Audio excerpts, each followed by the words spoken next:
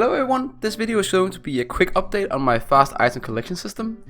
I have created a video before that got oddly popular for some reason. However, there were a few people that had some possible improvements and they were completely valid. So I thought I would try to implement those right here. As you can see, this build is rather simple. Almost to the point where I considered making this video or not. But I think that there are a lot of people that would be interested in knowing why this is better than other methods of doing it. So let's talk numbers, shall we? The hopper is able to transport 2.5 items per second.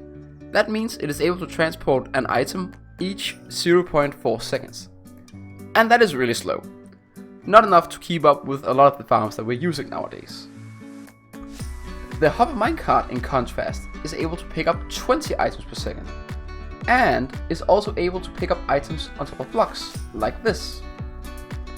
The only problem with using hopper minecarts is that if you want to collect whatever's in the hopper minecart through a chest, you still have to have it through a hopper.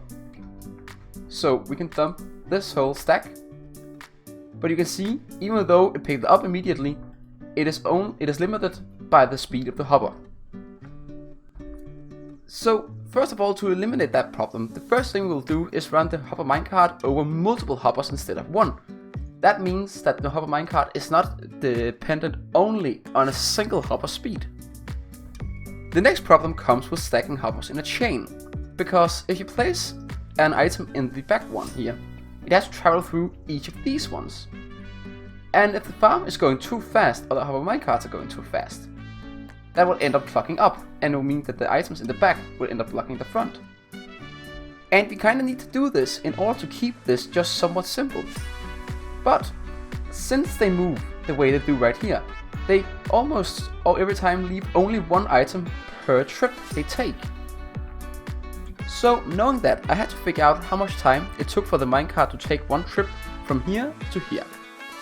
And using a stopwatch, I counted that to be 1.49 seconds. So knowing all of this, it means that we have 1.49 seconds to transport every item from the hopper to the chest before the minecart arrives again, or else we can risk it backing up. And since we know we can transport 1.4 items per second, that means that we take 1.4 divided by 0.4, and that means we are able to pass through 3.725 hoppers, which of course doesn't exist, so we have to reduce that to 3. And that is exactly what I've done. As you can see right here, there are 3 hoppers pointing towards these chests right here. So they will be able to transport all the items every time the minecart passes. And for the other side, I've just placed 2 hoppers. You can actually extend this if you want to, also do make it further in other directions. But this just was simple and easy.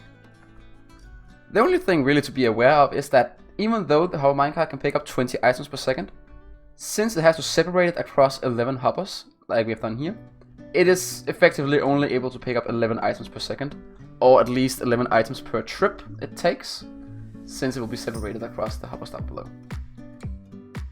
And yeah, there's really not more to it. And as you can see, this is very simple. I don't really feel like it makes sense to do a build of this. The only really special thing about this is that you can turn it off, I guess. So if you want me to do a build of this, I can do it naturally, but I assume that this would do for most. So yeah, well, thank you for watching, and I hope to see you next time.